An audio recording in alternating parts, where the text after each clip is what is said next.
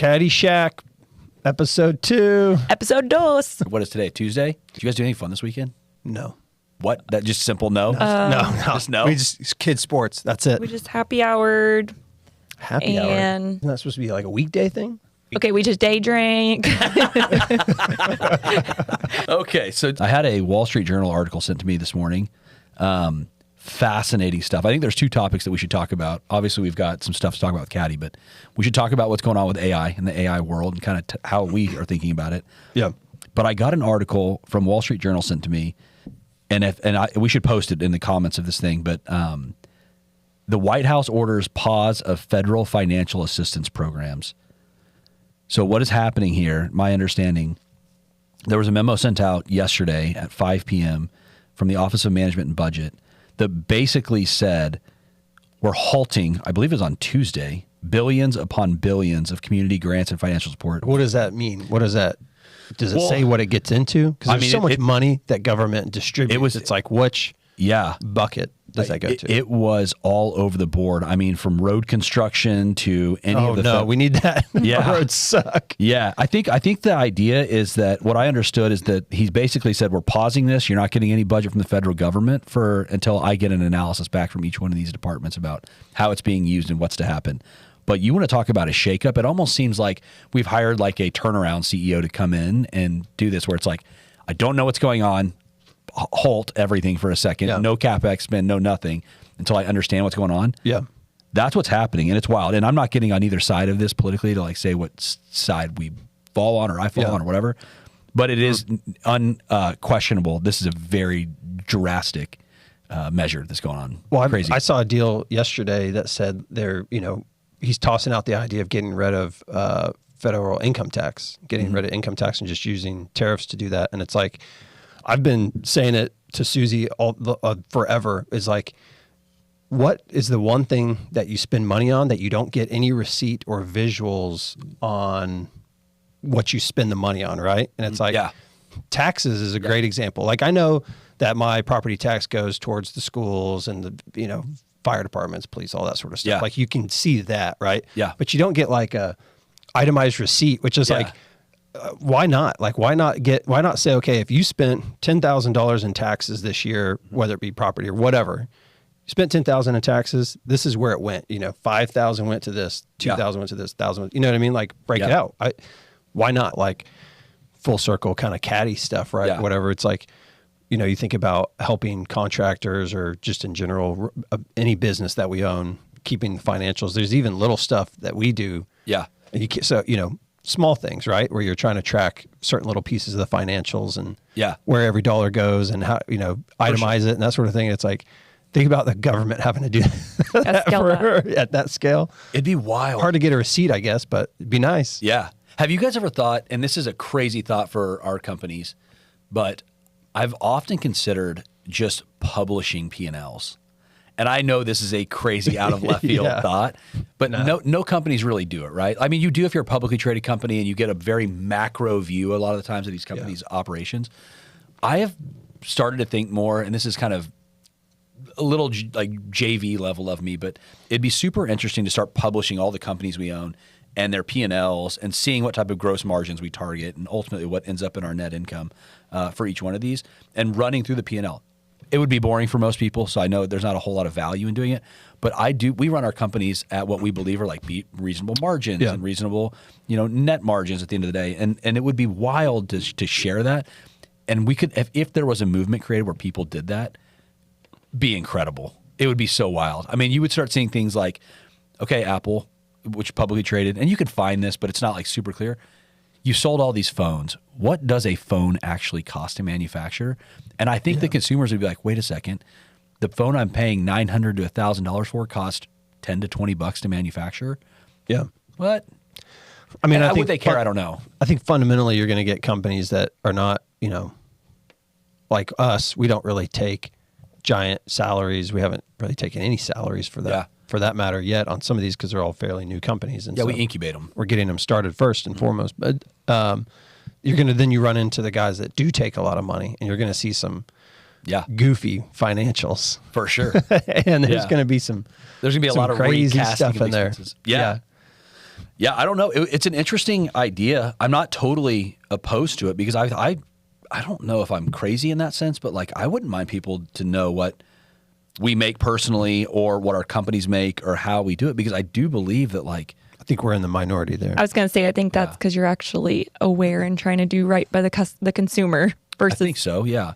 taking advantage. You're not going to That's want to kind show of the shtick of all the companies is Well, it's like to have not more. have it be like, Yeah, if you think about what we're doing, Yeah. we have a lot of companies and we have a lot of different revenue streams as a result of those companies, and we run those companies at margins that are like in market rate. And there's things we do like with the restaurants. It's interesting because we have a restaurant that we own together that's a little bit higher end. I wouldn't call it like totally upscale, but a little higher end, a little higher in price point. I think people would think that potentially we make like crazy gross margin on that because we're at a higher price point. What the reality of it is, we provide better products, and so our cost of goods sold are higher as a result of us buying better products. And ultimately, it comes down to kind of the same gross margins. And when you net it out at the end of the day, it's a very reasonable business. I mean, you're talking 10 to 15% net, best case scenario. And so I don't know. It's like interesting because you want to share that with people. Like, here's what we invest into something. Here's what it makes. Here's how we service those. And I don't know. Maybe it's a crazy idea. I don't know how I got on this, but it would be something to look into. And I would encourage, if we do something like that, competitors would be fascinating. well, I'd love to it may see be an opportunity for other businesses out there to, if, you know what I mean? Like, for example, if someone came in and looked at like the price of eggs, I'm gonna use eggs, going back to the eggs thing, and said, hey, the barrel you're overpaying for eggs, I can get you a way better deal, but it's the same, quality. It's like, oh, good, great. And they wouldn't find that otherwise. Because right now, like, I don't know about you guys, I get hammered with spam. We're getting hammered with spam emails, especially because a lot of our stuff is on Shopify, or I have 3 different things that we're running on Shopify. And I just get hammered all the time with like marketing this, marketing that, Don, website that. Like, he's talking about a different type of hammered here. He's getting spammed with a bunch of stuff. Oh. This isn't not the happy hour. Yeah. Got it. Noted. Thank you for clarifying. No, but I do too, dude. It's unbelievable how many things, and that's another thing with this whole, long form stuff we're trying to put out is we want to have deep conversations. We want to have people on to do this. Because you're getting spammed with all this stuff, we're getting spammed with all this stuff, contractors are getting spammed with stuff, consumers. It's like so overwhelming the amount of stuff that you're receiving where you don't know what's real, not real, good, bad, whatever. It's wild. But I think what we're trying to do with this kind of episode 2 was we do want to get into a little bit of Caddie stuff, but we want to get people to know us, interact with us, understand where we're coming from. I think, Evan, you wanted to get into specifically like some Caddie stuff. Yeah, I think we should, we had our episode 1 last week, and pretty interesting episode. Gotten all sorts of different stuff, I think, with Caddie and no lawsuit history yet. and that sort of thing. Yeah. No lawsuit yet. That's what we haven't got, but we don't know. It could be coming. We'll see. You never know. No lawsuit, but we did get a bunch of feedback and requests from our 1 episode about, can you dive deeper into warranty and loss costs and what does that mean? Because it was mentioned in the first one. So I think that was kind of why we wanted to start with that. Not, I mean, granted, it's not like the most exciting it's not sexy. Conversation thing to talk about, right? But like we talked about last week, a lot of contractors are using them. And so if you're an HVAC contractor and you're buying warranties from a number of the companies that are out there, you should educate yourself on what's happening. Because I think my biggest hang up with some of the stuff that you came back with when we were talking about the Caddie warranty program and you were out selling it for the first year or whatever, it was, some of these company owners are allowing folks in the office to just kind of make the decision on, we like this company, or this is going on over here or whatever. And it's like, okay, as a business owner, you should really look at like what is going on. I mean, if that's a $600, $700, warranty that you're putting into the price of your system, you've really got to get your hands around the cost there, cost structures. What does it mean for, your business? Right. Are you going to get anything back on that? Just deep diving into like what that actually means for your business. I don't think a lot of contractors do. I think it's just kind of like, well, we're going to let our service manager pick something and go with it. Right? And I think one reason why they maybe don't is because right now, currently before us, all the warranty companies are kind of doing the same thing, right? Mm-hmm. It's very simple, traditional AIG, Cool Care, JB warranties. Yeah. They're all the same, just a different price tag. So that's why I feel like a lot of these contractors, they just don't know what they don't know. Yeah. Well, that's what we heard. It's the same old thing. It really is. There's so many ways to I guess, stepping out. This is like anything in your business. You need to understand the biggest blocks first. Look at the biggest expenses that you have and look at them at a unit economic basis. And to Evan's point, you've got like systems going in, whether it's a heat pump or an air conditioner, specifically in air conditioning, where let's take a gas system that as an example. There's 3 components to it, right? You've got your condenser, you got your furnace, and you got your coil.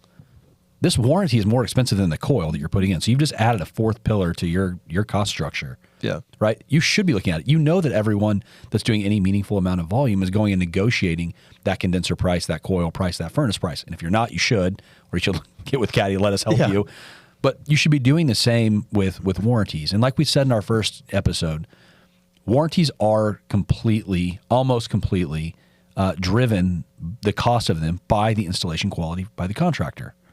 So you control your cost, and if you do good work, you should be rewarded for that. And the negotiation shouldn't be, well, I bought 5 this year or I bought 10. It needs to be, I filed 0 claims this year. I filed 1 claim out of all the 100 contracts that I bought.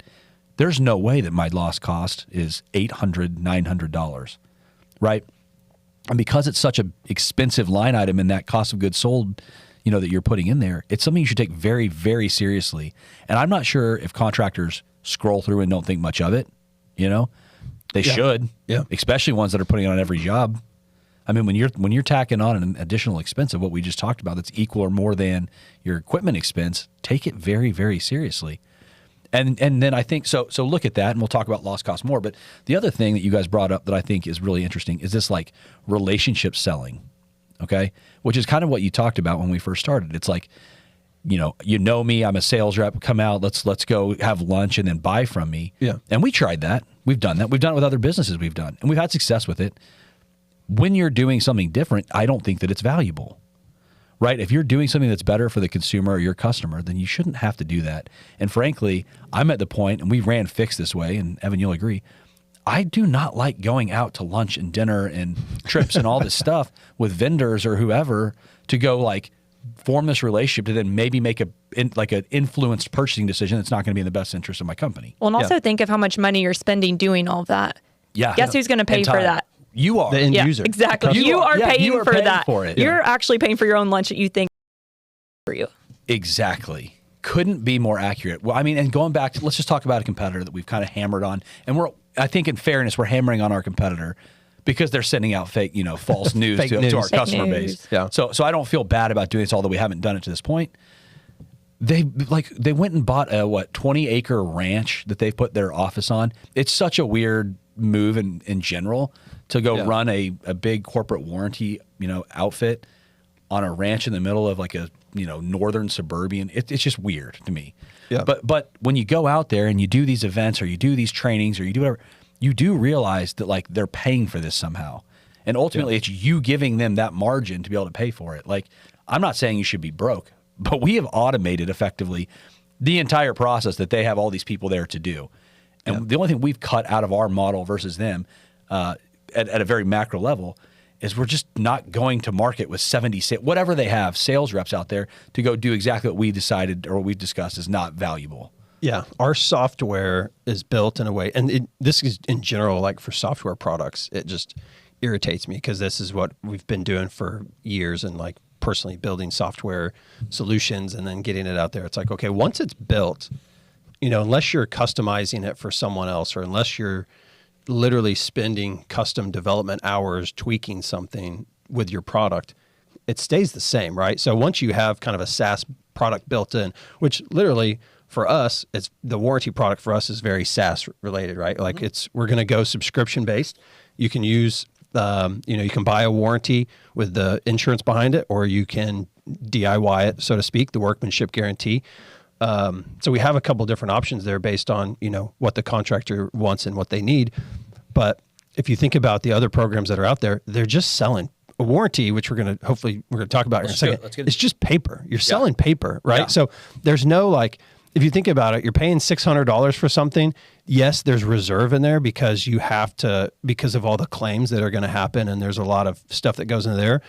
But at a high level, marking that up 50% or whatever these other warranty companies are doing, it's like, what are you actually doing for that? Because your software program's set up, your infrastructure is there.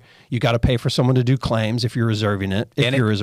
And you only do that if you don't use technology to start better. Like our AI solution is going through and adjudicating these claims. Yeah. So we don't need, however, I don't even know if they have 5 or 10, I don't know, but you don't need the staff to do that when it just automatically does it. We're in 2025. Yeah. Well, and the way our program is built, it's very straightforward. The contractor puts it in. There's not a whole lot that the AI has to double check. I mean, it's checking PDFs and going through and reading everything that's uploaded and all that and stuff, and matching, doing a lot of matching and stuff. But it's at a high level. You're just thinking from a customer standpoint, from a contractor standpoint. I would be thinking, what am I actually getting here, and like, why is it so expensive if it's just a continue? Especially if you're a big contractor and you buy, I don't know, $2,000 a year, or whatever, $100 a year, $500 a year, that's a lot. And it's like that price never comes down based on performance. It just always stays the same. Yeah. I like to think about like applying, call it like an appropriate margin based on the services or work performed. And so like when you're doing an air conditioning installation, you're having to procure parts. You're having to have a billing system, a scheduling system, or a field management system. You're having to have technicians, trucks. You're having to do all this stuff to go install that. I think it's reasonable to target 50% gross margins on that. There's a lot of work that goes in to get to that point. Well, you got to have a lot of buffer for if something doesn't work out, right? All the if one reasons. job goes bad, or a lot of overhead, a lot of stuff goes into each job. You can literally justify plumbing. Great example. So heavy on the labor side with each job, you can justify trying to get a high gross margin because there's a lot of work that goes into it. When you're moving paper around, when you're literally, when you automate that with a system like ours, do we need 50% gross margins on something like that? Or is that reasonable? Is the workload commensurate with what we're doing? Yeah. No, like it is a low margin deal. In fact, the insurance companies, and I'm sorry, I didn't mean to cut you off. The insurance companies aren't making 50% margin on this stuff. They're making 6%, 8% on providing a clip. Yeah. Well, all I was going to say is that's why we kind of look at it as just a software. For $50 a month, use our software. You can manage your own, or you can buy the insurance if you want. You got a couple different, options there, but it's like at the end of the day, that's all they're doing is you're subscribing to a software. So it's like, what's the value of that software? And I think we're going to try to just make it affordable for them. It's funny because literally last night we paid Susie was like, I paid our insurance bill for our insurance, like an annual prepay for insurance. Mm-hmm. And I was like, and they tried to take it up, and she's like, well, I got it down a couple $100 or whatever. And I'm like, well, it's still very expensive. And we haven't, like, knock on wood, haven't gone to the hospitals, no wrecks, no tickets, no nothing. Yeah. And it's like, I told her, I was like, I'm sitting here, preaching about performance-based insurance, basically pricing and stuff. And it's like, why is that not out there? And it's like we're going to get down a rabbit hole if we talk about we should California wildfires, and are probably offsetting some of that by paying into I think we have State Farm or something. Are you talking property insurance right now? Our whole thing, everything's bundled through State Farm or whatever. Okay, so you have healthcare, auto, home, everything. Yeah, auto, home, everything is bundled, and so it's like you pay that bill, but you don't use it ever, and it's like year after year after year. Knock on wood, I know it's there for if you do need it, but I'm thinking the same thing. It's like, why have we not gotten like a performance-based discount? Mm-hmm. Like Tesla. You know what I mean? Yeah. I think what's fascinating on the insurance front, it's weird that you bundle property and auto, number one, together. And here's why I think it's weird. Property is generally done by acts of God outside of your control. I'm broad brushstroking here, but it's hailstorms, it's wind, it's fires, it's things like that are out of your control. Auto is like almost exclusively your control, like short of getting hit by someone where they're at fault. Yeah. But it's your control. So why would you bundle two products that are very different together? Yeah. And it's the same thing with warranties, like having GL policies on what you're doing and warranty. Actually, now that I'm saying this out loud, they could be very bundled together because they're very performance driven in that scenario. And so you could do it. But you should look at how you're underwriting risk and what it looks like. And then if one's performance-based, i.e. auto insurance, and one is not really as much your fault, not as performance-based, like property, they should really be split out, because property should be a lot different in how it's underwritten than your auto. And and so the same thing is true with Caddie, like all this stuff. Ours is unique because warranties are purely performance based. Yeah, purely. So I don't know, it's how we're doing it. Yeah, our performance based pricing, if you don't know the way it works at a high level, is each contractor kind of starts at neutral, so to speak.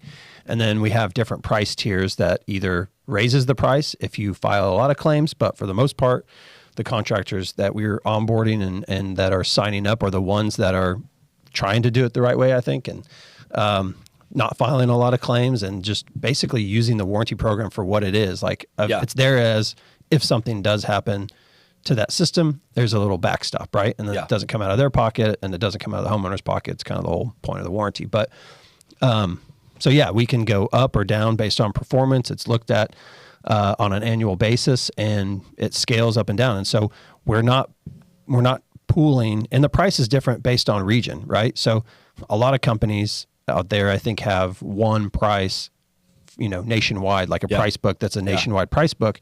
Ours is different. So in Florida, for example, from our experience, Florida warranties cost a lot more because there's a lot more claims. And so our pricing in Florida is higher. Like it just is. Yeah. We're not as competitive as with some of the other companies. But if you go to Midwest or, West Coast or anything like that, like our pricing is super competitive on the warranty front because, there's not as much reserve. And we're doing it because that's how we feel is the right way to do it. Like a contractor in Texas should not have to pay more for a warranty because a warranty company has thousands of contractors in Florida filing a bunch of claims, right? Yeah. And we've seen that. Like to share, I love that you're bringing that up because, one, there are environmental things that would need to go into consideration when you're on the coast, right? That's something that is outside of the contractor's control. Yeah. So there's certainly some weighted value there to where there would be more frequency in claims because a corrosive environment does break down systems, regardless of all the sea sprays or salts, whatever. You're in a corrosive environment. Yeah, you can cover that unit with whatever you want. I've seen it down there at houses down in Florida that just gets destroyed. It still does. Yeah, you can't beat that. Yeah. But what's wild to me is that. So I guess quick thing. We have the experience running, and building JB and Associates at the time, and we had a lot of contracts sold in Florida, and so we're very familiar with the performance of Florida dealers. Yeah. Our underwriters and administrators come from they were our competitors. Actually, when we were building, they were our only competitors that I was aware of when they were with ServiceNet and then sold to AIG and they were with AIG. Mm-hmm. So Kevin and those guys at Ironwood, this was the old ServiceNet team, the old AIG team we used to compete with. Now we're combined with our efforts together. They have also seen the same thing. So it holds true where whether it was JB or AIG or whoever, the performance of Florida dealers was bad.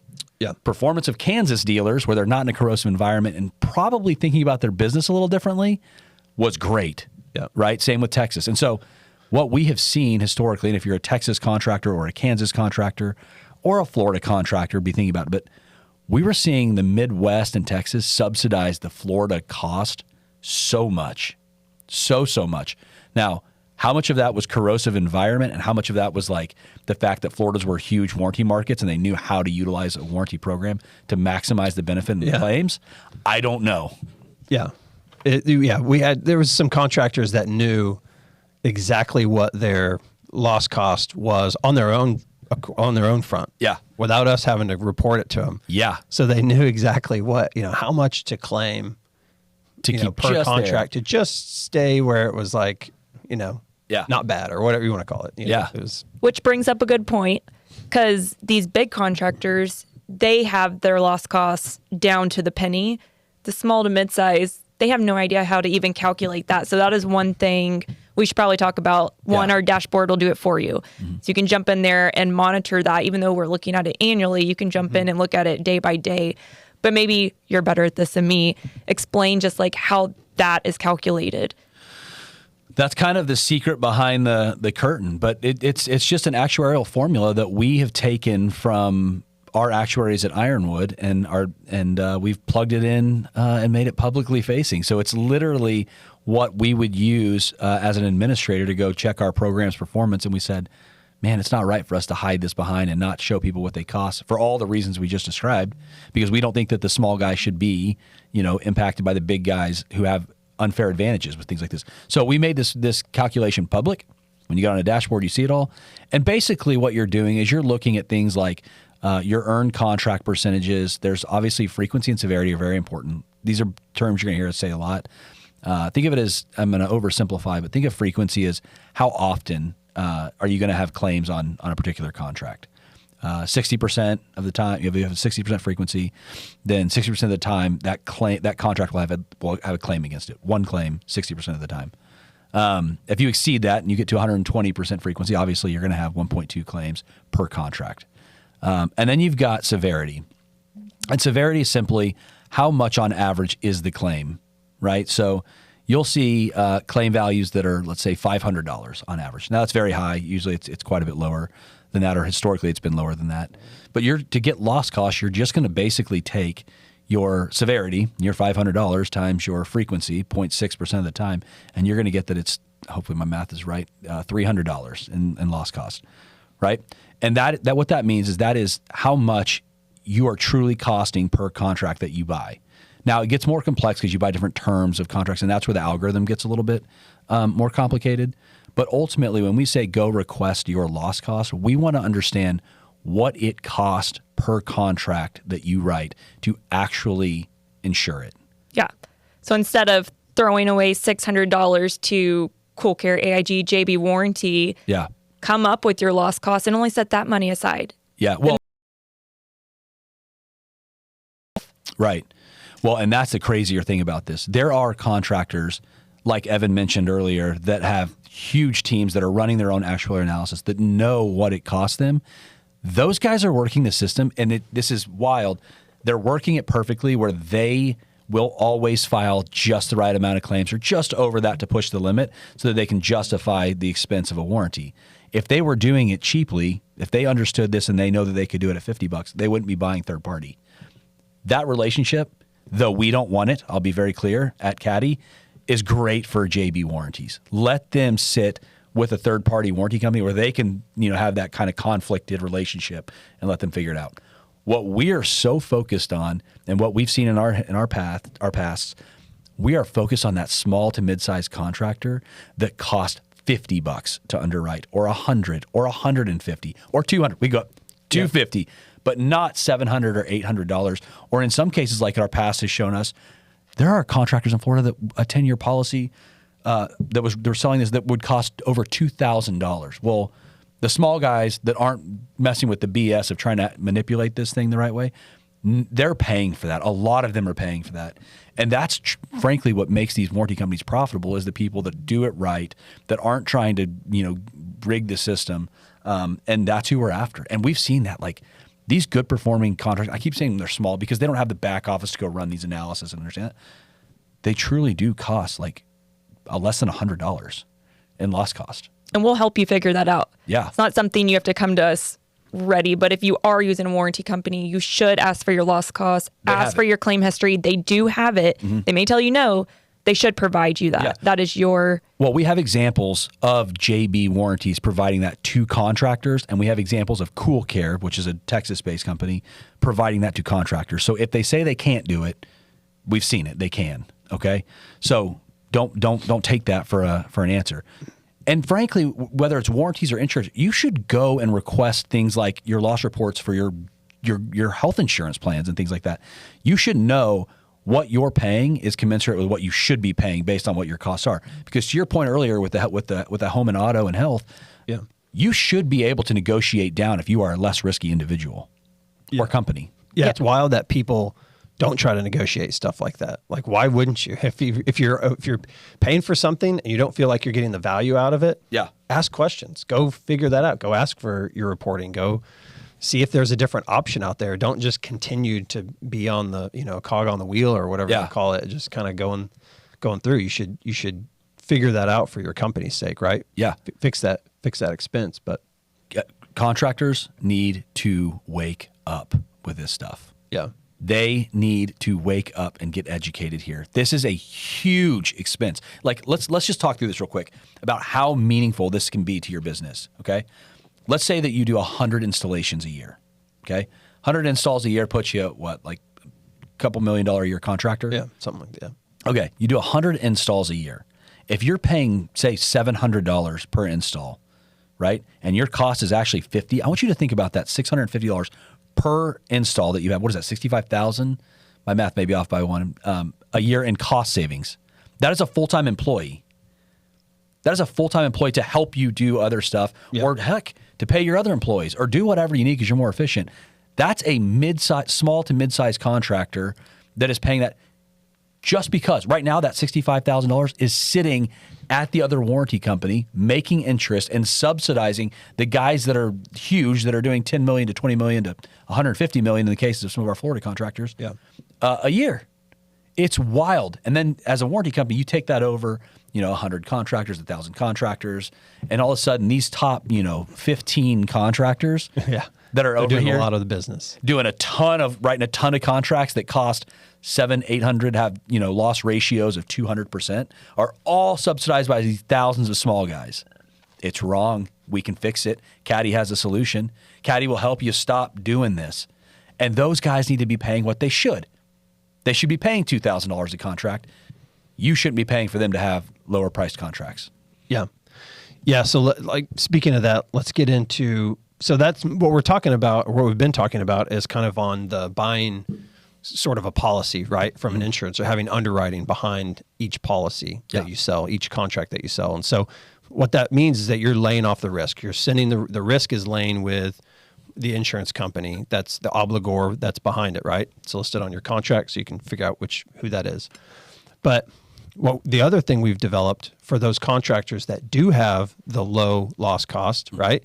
That if you're a contractor, let's say you've been buying, AIG, JBA, Cool Care warranties for the last 2 years or whatever, and you figure out that your loss cost is, let's say $100, right? Yeah. Why would you not, and you've been doing it for multiple years, and you've been in business for 15 years or whatever it is. Yeah. Why would you not want to do a workmanship guarantee and run it yourself? And that's where our workmanship guarantee program comes in, which is different than what we've been talking about on the insurance side, because what we've been talking about is you have to, pay a fee. Got a frog. Get it out of there.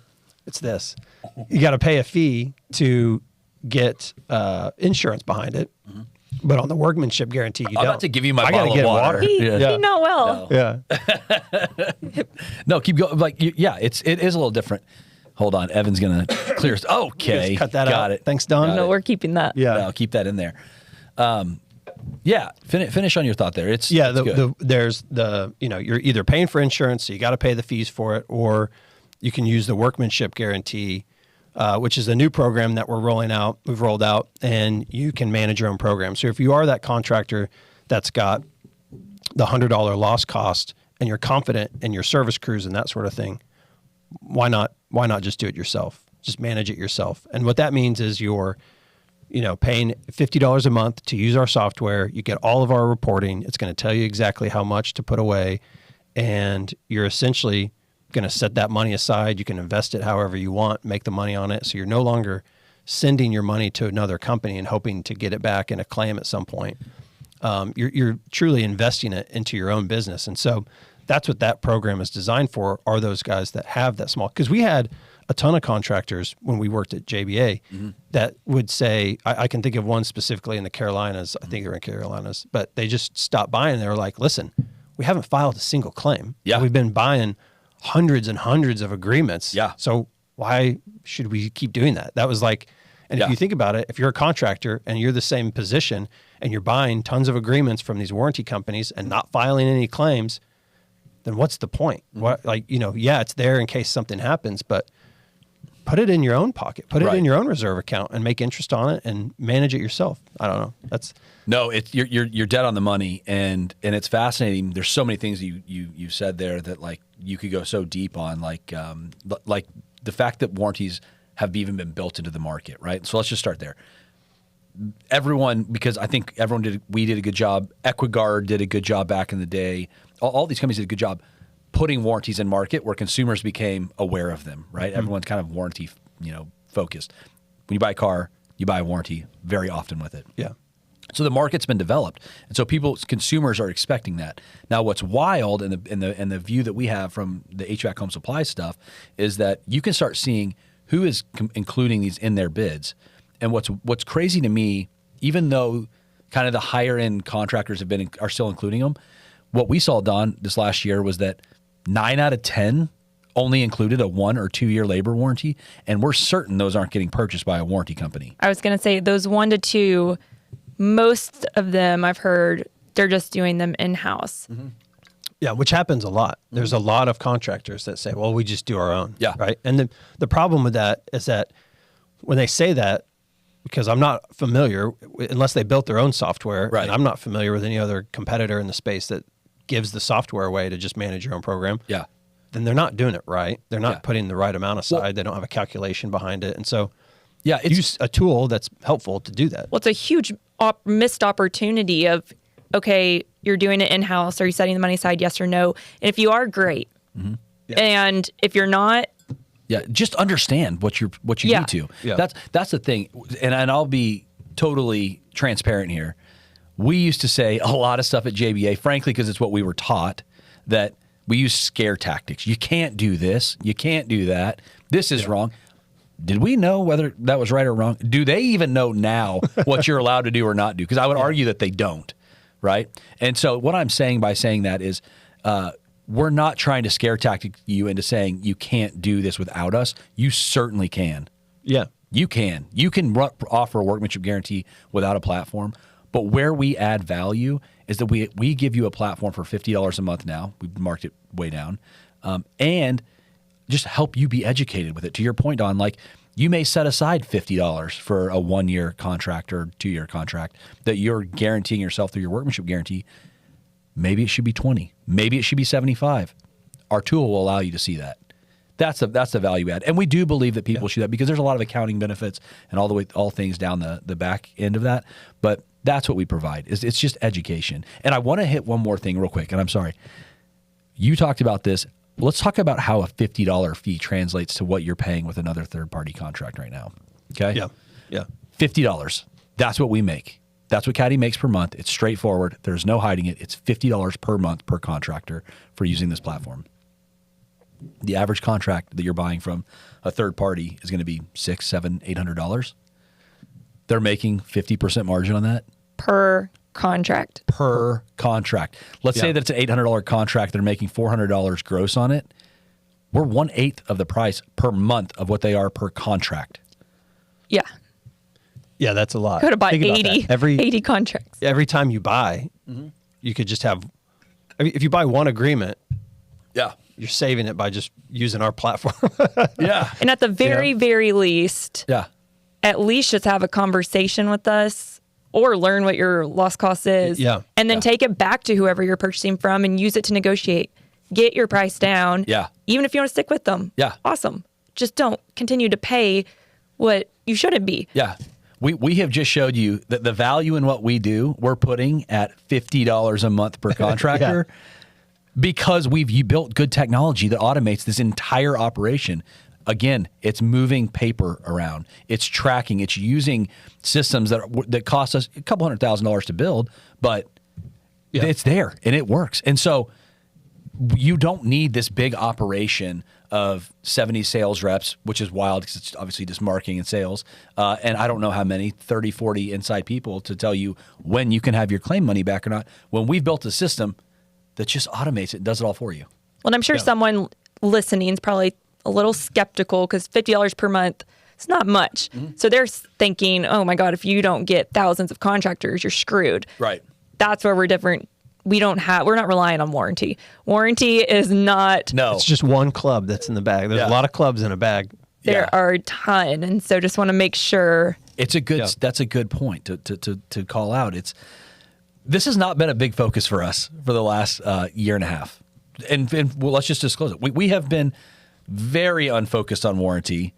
And it's just recently after this BS with competitors playing like they have, that we have brought this to the forefront. And we are doing this purely as a response to unethical behavior out there. Great, guys. You want to go this route? Let's see how you do when we do this. Yeah.